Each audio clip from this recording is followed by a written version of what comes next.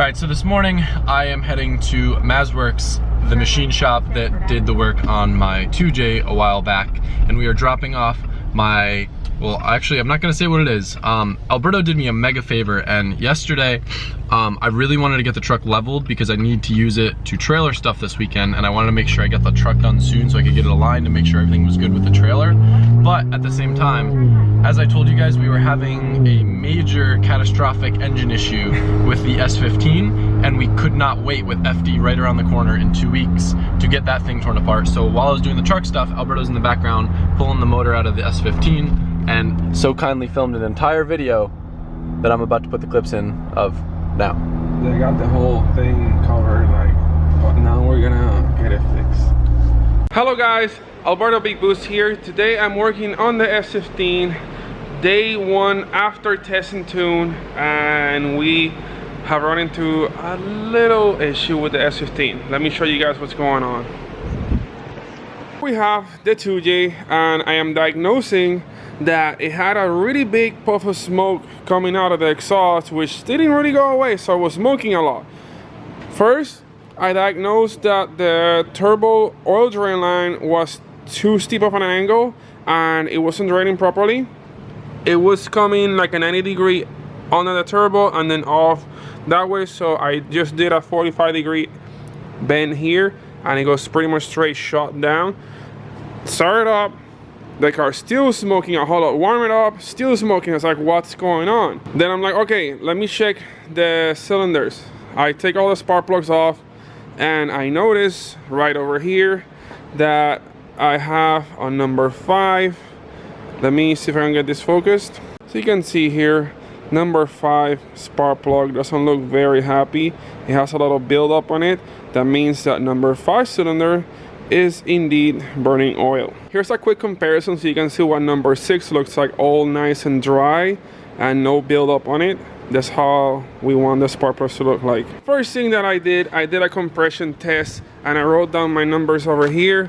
We have 162 cylinder 1, 170 on number 2, number 3 has 177, 4 180, 5 has 190, and 6 has 160. Why does the cylinder that's smoking has more compression? Well, that means there's oil getting into the cylinder and it's raising the compression number. That means there's probably a little gunk building up between the ring gap and it's making a lot higher compression number on the test, but that doesn't mean it's making more power.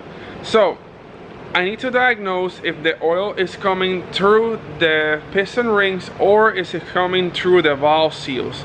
I am suspecting that it might be coming from the intake valve seals, so I went ahead and pulled the fuel rail off and looked down the fuel injection hole, and this is what I found. This is number 5 injector hole. So you can see there's some oil right there build up right behind where the injector o-ring's at, and then if we look at number 4 and it's just like black fuel kind of thing there, so no oil buildup.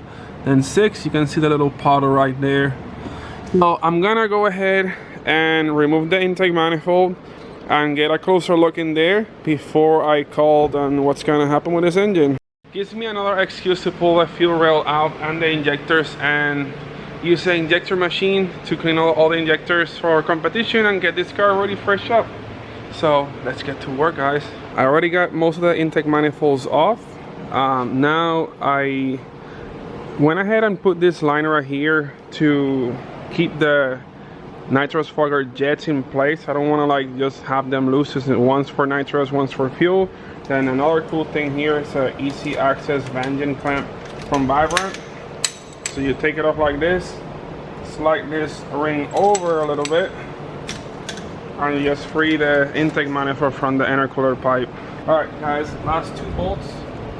These are 12mm flange bolts, very easy to work with. There are 2 studs in this manifold which are 13mm nuts. I don't know why they're 13mm nuts instead of 12. Maybe I should change those so they're all the same. I'll have to grab 2 sets of wrenches to work on this. And now this is freed. Just slide this over and we're free. The only thing holding the intake right now, I think just vacuum rinsing the bottom which I should be able to remove now real quick, and that's it. Another cool thing, we have our vacuum lines right here. There's AN lines, so I got dash 4 for the blow valve, dash 3 for the fuel regulator, and dash 3 for the map sensor inside. And it's very easy to take off. Screw it, and oh wait, we still got the TPS connected. That's not one last thing. And now the intake's ready to come off. Alright, Andy, do the honors. Yeah. Alright guys, Andy and I came to the conclusion that the engine probably is going to have to come off. One, it's going to facilitate work. That's going to be a lot easier working on the engine outside of the car since we have to remove the head. It's a lot more precise. You can also like visually inspect everything else while the engine's off the car instead of just like trying to reach over and stuff getting in the way. It's pretty simple removing it versus working on the car. So I'm guessing we're gonna have to take the whole transmission off. We are going to be replacing the clutch. There's a third gear that needs to be replaced because the dog ring is worn out, and then for sure we need to take the head to the machine shop again. It seems that the intake valves on cylinder 5 are indeed leaking, so it could be either a leaky valve seal or it could be leaking between the valve guide and the head. I think it's really good practice because right before the first run we get to like take the whole engine out and like go through everything, so that way I think it helps in case something happens later on during competition. I'm more familiar with how everything gets connected, the order that everything goes, so we can speed up the process and like do it in a more timely manner when time counts. But we have more than time right now. We have about 2 weeks before competition. So this engine comes out today, heads comes out today. Hopefully it gets sent out to the machine shop either this afternoon or tomorrow. So we're really good on time and get this thing back together and test it again. You have 1 week. 1 week? You have 1 week. Oh, that's fine. It needs to be running. I need next Monday. 2 work days. Hopefully 1 day turnaround machine shop if it can happen, and then we're good. We're comfortable with it. Okay. Alright, let's do it, guys. Hey guys, now moving on underneath the car, we are removing the transmission. So these are the last 2 bolts holding the transmission to the bell housing, which there are 4 in total holding the actual tranny to the bell housing, which is a really nice adapter plate, so you can service the transmission without necessarily taking the whole thing off. You know, it's really hard to reach around the bell housing to get to the transmission bolts. So in this case, it's only 4, 2 down here, 2 up here. The whole thing comes back out. You can leave the clutch in. Then if you want to service the clutch, just then you can have all the room ever to get around the bell housing bolts and remove the bell housing and access the clutch, which is what I'm going to show you right after I take this transmission out of here. Let's go ahead, take these last 2 bolts off. Mr. Tranny is coming off. I already disconnected everything else. There's 2 sensors. There's a load sensor and a shift selector fork, or shift selector rod sensor. It's like a TPS. As soon as it rotates selecting different gears, it will tell the computer which gear the car is on. That way allows you to boost by gear if you want to do that, or also put a gear indicator in the dashboard so you can see the cool like rally style shift numbers. I think it's we actually have that enabled on this car, but since I don't really drive it, I don't remember.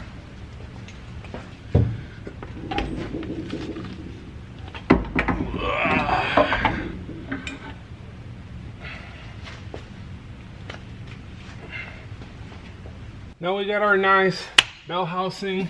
I'm gonna remove the clutch line, which is really handy. It's quick disconnect. So we pretty much gotta push in it and twist, and it comes off without having to bleed the clutch or anything. It's really nice. Now I got 14 and 17 millimeter bolts on here, and I also gotta remove the 2 bolts holding the starter, and I can remove this whole thing. And now check out how easy the bell housing comes out.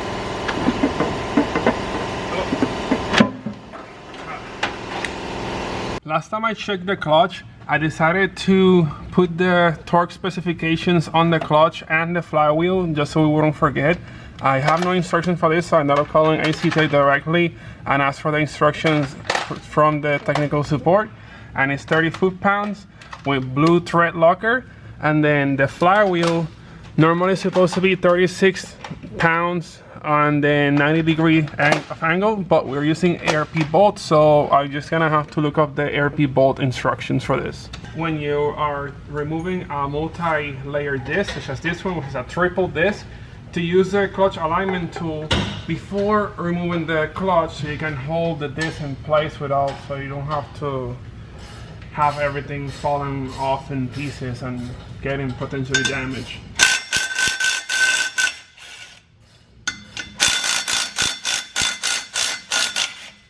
Yeah, the blue thread locker is definitely holding it in place for sure.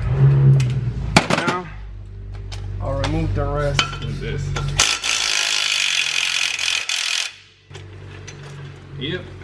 See, so now, with the alignment tool, I hold everything in place and nothing fell off.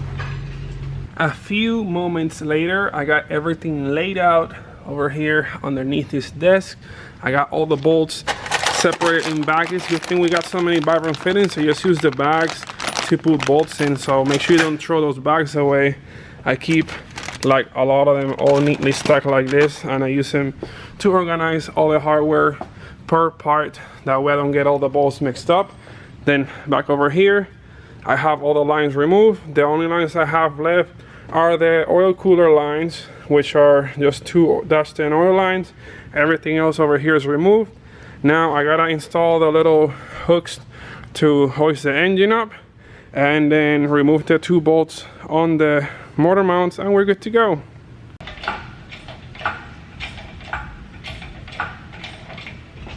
I think the hard part's gonna be able to get the engine out with the hood here. Probably not even clear. Those 2 sticks. I'm holding it away from this one. Alright, we're free. Well, this S15 went from having last time, what was that, 7 watt horsepower? 780. 780 to nothing. Now you can just like get in and push it or something. Until this baby gets back in there after it gets fixed. Engine is on stand. I got the engine bracket evenly distributed, aligned with the crank. That way the engine rotates even and doesn't want to just like throw it on one side. Then, instead of lowering the engine to the engine stand, we raise the stand to the engine. Put a little pin and the stick, and then we'll lower the whole thing.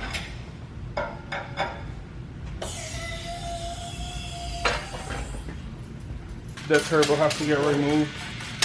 It's just so nice that we have a V-band clamp here, and there's just one knot holding the whole thing. Let's take this off. I'm gonna wiggle this and just remove the whole thing. Over here on the turbo side, it just baked everything, just oil all over the place. So you can tell that is the engine leaking oil, and definitely not the turbo. Exhaust manifold is out. Dry runner, dry runner, dry runner, one more dry runner, very wet runner, and dry runner. See, number 5 is full of oil. Moving on to the engine block side, same thing. Dry, and just look how gunky and oily number 5 is. Can't wait to see what's gonna look like on that cylinder head. Here we go, guys. It all comes down to this. It's time to pull the head off the engine.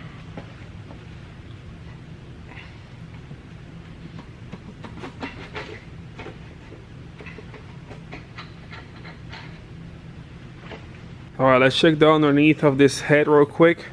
This is the front of the head going down, back. Look at the intake valves real quick. I mean, the exhaust valves in this case are the ones like getting really coated with oil. And just look on number 5, how shiny and nasty this thing is. So the head is ready to get taken to the machine shop.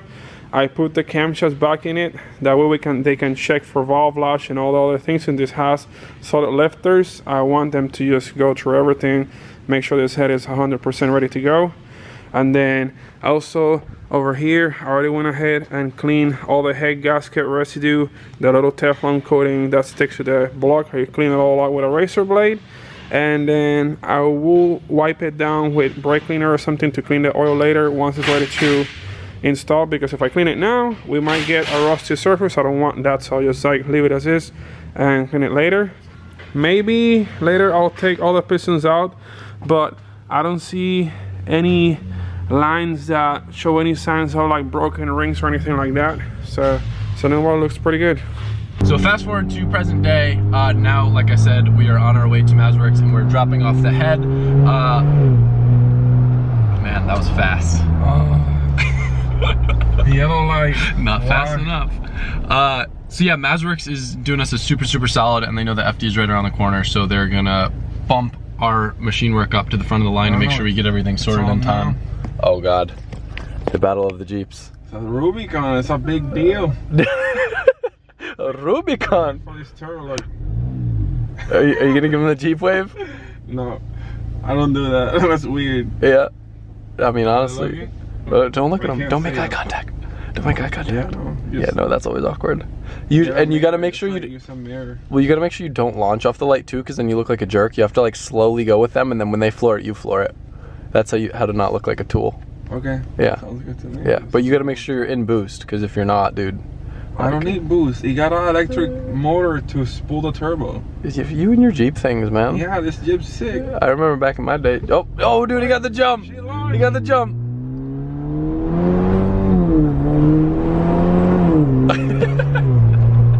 Wow. Wait. We were making a joke. It's like the Fast and Furious movie. He's like, ma. Right now, it's like, whoop. Yeah, so anyway, we're dropping off the head of the machine shop, and then I don't know if I'm gonna end this video somewhere around here, or if because I'm a day ahead, we'll have it back and then start doing stuff on it, but we'll see. So one thing that always ends up happening with a lot of like race teams and FD and stuff is, you know, stuff happening last minute engine work, pulling engines and engines being blown up. And unfortunately, our very first experience, after all the time we've had running the car, of course, 2 weeks, not even, a week and a half before FD, we go to look at the block, and what did we find, Alberto? We're missing a piston. Well, but why? Why you take that piston out? I'm not taking out the pistons. Like I explained earlier on the video, we are having a lot of smoke coming out of that cylinder. The exhaust manifold is literally the whole tube is filled with oil. I needed to find out why. We dropped the head at the machine shop because I suspected it was leaking through the valve, so we're having them check the wall. At the same time we came back, I'm tearing apart the block to find out any other causes, and I found a really big one. So I took number 5 pistons. This routing is just corroborating the compression to get a spare piston, but the top may look perfectly fine, but if you look at this corner, can you focus it? Yep, let's focus. I'm just zooming in, so just hold it steady. Yep, you can see it. Okay, if you look at this corner, you can see there's like a little like deformation, like kind of melted. So it's definitely knocking. Then moving on to the side of the piston, you can see that same deformation went over to the side and made the piston pretty much have contact with the cylinder wall. And then at the same time right there was the piston gap, and it just got the piston ring stuck. So now that's why we're having all that oil just blowing through the top of the piston, because we are only running one piston ring on this cylinder because this is just stuck. It's like literally stuck, pressed in all the way around. What's crazy is with all the oil in the cylinder, it was still reading what, like 190 compression? It read 190 because it had oil in the cylinder, so all the oil just like right hydraulic pressure compressing all the oil and not letting it sit through. So it made 190 compression on one ring. That's pretty good, right? So going over and looking at the block, we still haven't taken the other pistons out to see if there is any other signs of detonation on the other cylinders. But one thing that we did find is it's going to be kind of hard to show on video, but the cylinder walls on 6 appear to be scored quite deep, enough to where we can feel it with a fingernail. Yeah, line right there. And the problem with that being is they're so deep that this block might not be usable without going overboard at this point. So we are kind of at a last minute WTF are we gonna do? But we'll keep you guys posted. Is that a scratch on the top of that piston, Alberto? You see that mark? Just Teflon from when I was cleaning it. I still have to clean everything else. So definitely a big ol' yikes with this block. But now the thing is, what I suspect may have caused damage. I remember when we went to the Thailand open house and the car was like not running very good, and it turned out that we had dirty injectors. I think the motor probably got hurt trying to do pulls that way, and also after that we haven't really been cleaning the injectors a lot, so probably a slight clog injectors, less CCs going into the engine, or a bad spray could have caused a small leak condition. On top of that, oh yeah, well that would make sense, because remember it was like misfiring then? Like it was like one cylinder was down, that was probably the cylinder, huh? And then we were also over boosting on the track a little bit. Instead of running like 26 PSI, I was going all the way to 31. So that was probably pushing it, and then caused that. So, mind you too, whenever we have situations like this, everyone's like, oh, you guys blew up your engine, oh, you guys did this, did that. If you notice, most of the times we're catching things before they get bad. Yes. So, we saw the smoke, we made the call that we should probably figure out what's going on. Just like my SR, I've never blown up my SR, knock on wood. Everyone's like, oh, Adam's always blowing up SRs. It's just, we see things that are signs of something that could be very bad happening, and we want to address them before they get bad. So there's a very good chance that we could have taken this engine and continued to run it for the 4 events of FD. But if possible, it would be better to address it now and have a healthy engine than to try to make this last. So yeah, the engine was not down on power. I was making tons of power. I was running good, but there was someone said, all right, we need to address the smoke. Oh, we found the issue. So we got to address it, fix it, because we want to have a top-notch working engine and car. So we're not just gonna ignore an issue and just wait for it to blow up in our faces when we could have done something about it. And the problem is, a lot of stuff on this engine is custom.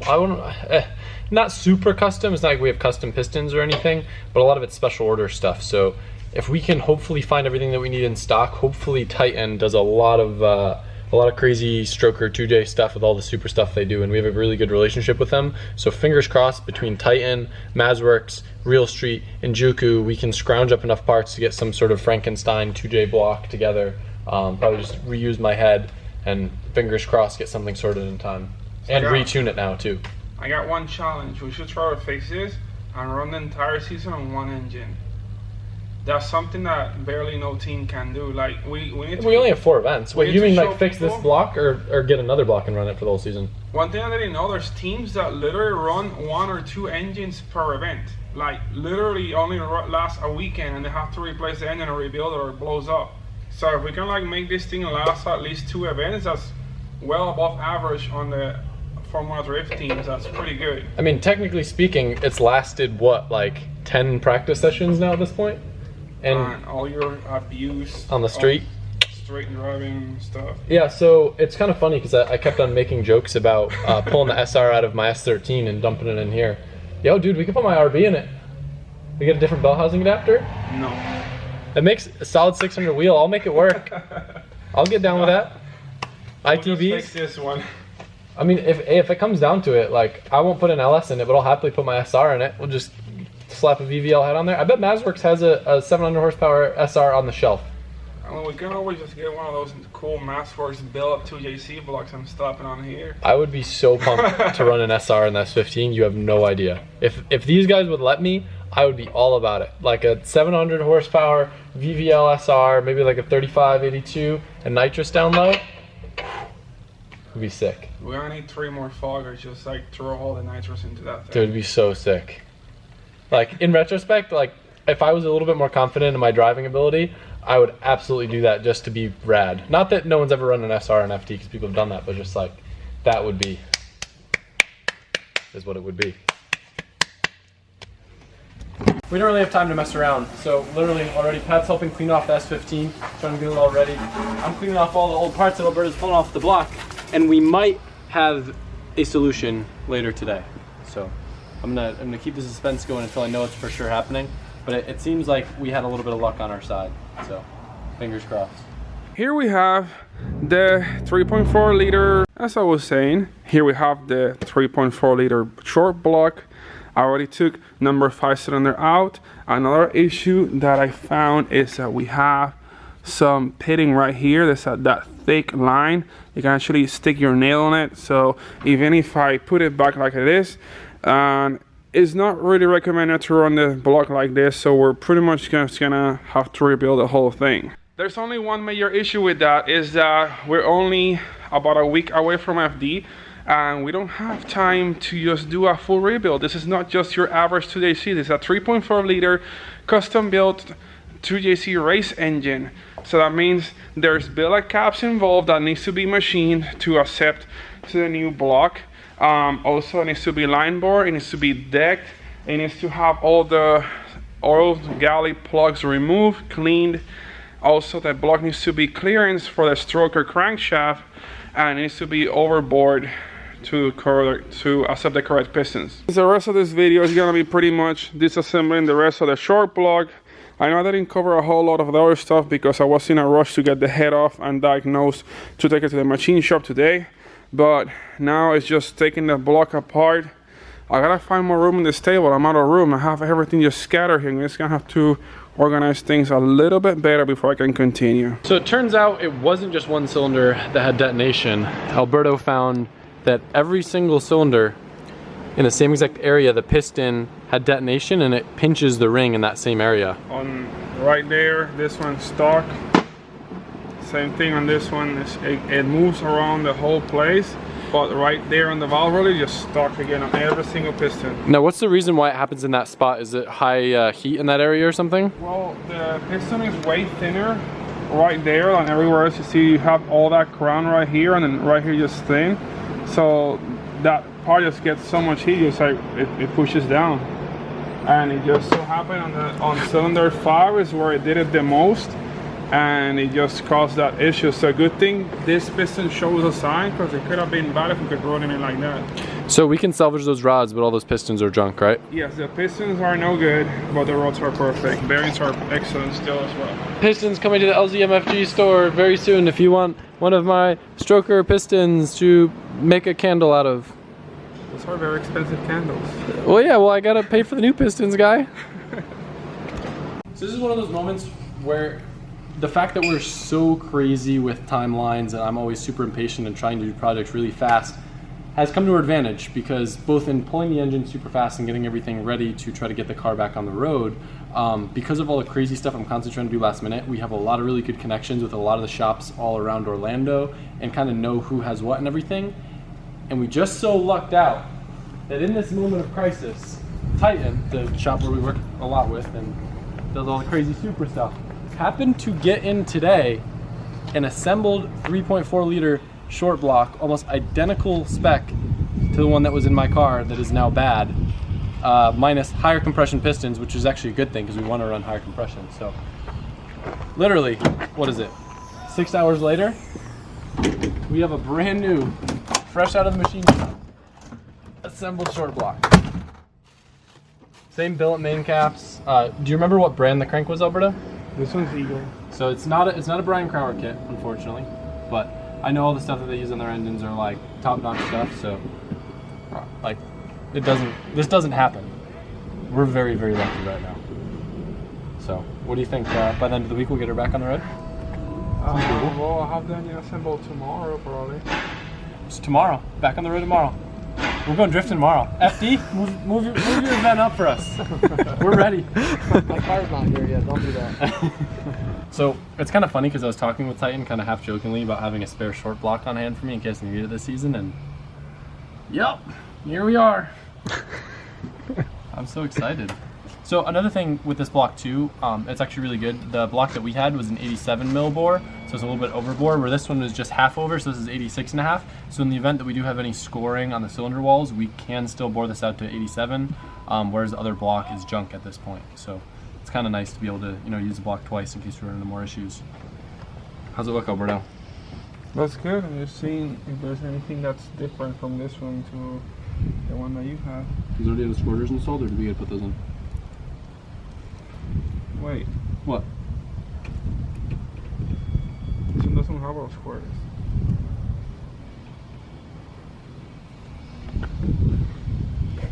What? Can you guys start looking at the camera like The Office, please? Well, you can't both do it at the same time. Wait, but isn't that a bad thing? There's no oil squirters. Where's the oil squirter? Now that That was good. That was good. Wait, but for real though, like kind of got me sweating a little bit. so is It's it hot out. NADVTI block? That'd be dumb, wouldn't it? I feel like they wouldn't do that. I mean, they have another one, right? It's just the other one's 9.5 to 1, right? We could go there and we could do a block exchange. But that is a bit weird, isn't it? Yeah, I mean it's not NADVTI block. Can you imagine if they did that by accident? How much that would suck. So this just was a block that they were getting in. This wasn't like a custom order for us or anything. Yeah, it says GT block. No. This is top for oil right here. No. No. Sad. No high compression for us. The other one's what? 8.5 to 1, 9 to 1. No, it's that other one is GT12. Yikes. So we just got off the phone with Titan. And the reason why they use a GE block sometimes, I guess without the oil squirters, it helps give more oil pressure. So it's kind of a trade-off, a little bit less piston cooling, but the oil pressure is better for bearing life and stuff. And because we run E85, it won't really make that big of a difference because it keeps the piston that much cooler. I still feel a little bit weird about it, but they know 2Js way more than I do, especially way more than Alberto does. Like, way more than Alberto does. That's fine. You're supposed to just look at the camera. You're not supposed to say anything. Just, Yeah, wait, no, it's the opposite thing. They do? No. Yeah, but anyway, so I guess we're good. My oils aren't they need to stop straight piping these dang new BMWs because they sound not great. If that's your car looks great. I just realized that someone, like, whoa, watch that bit. Cut the clip. Titan Motorsports, your one-stop shop for all your 2JZ needs. you got some pistons. Dude, so mind you, on top of now this assembled short block that we got from them, we also got a spare VVTI block way back there, so we can reuse my old stuff and have a spare assembled short block ready to go. So if we run into any issues again, no downtime, no wait, we'll just have one ready to go. How's it look, Big Boost? So you can clean it up a little bit, ready to go. Sick. Well, I guess this is the last of the block. Fully got it down. All ready to go. Next minute. We have a fresh new assembled 2JC 3.4 liter stroker ready to be assembled. Will you look at that? It's even got higher compression now. So this one has 10.01 compression versus the other one was 9.51. So that means this thing is gonna get even more wild on the NAS engine. Before it was like rum rum. Now it's gonna be like rum rum. It's a good explanation, right, Alberto? Yep, pretty much. And also we got a nice, beautiful 3.4 liter crank right behind Adam. Hopefully he does not knock it down. That was good. It survived for now. So I think we're gonna wrap this one up right about here.